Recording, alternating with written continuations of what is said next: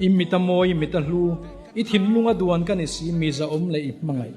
van ro lu pek kan akut chuak bel wa tu lunga du mang hi kalau ni si maktak le lawom takaduan in sit su lai karin ei lo pon hilama mi khena like che chu kan ngai tu lo chuang he mal ngoi ne in khiat na mi phak lo ne in khiat na hi social media hian min pang bin pahan siam sak na sayem chumi wangaril rupiang sualte khom ti ngoi te kan lo mane chon voin chanu tang hian ni harang ke ni hi hianin aduanga duan kan ni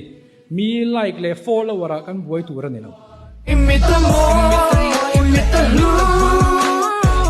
jitilunga duan kani si misa ole imangai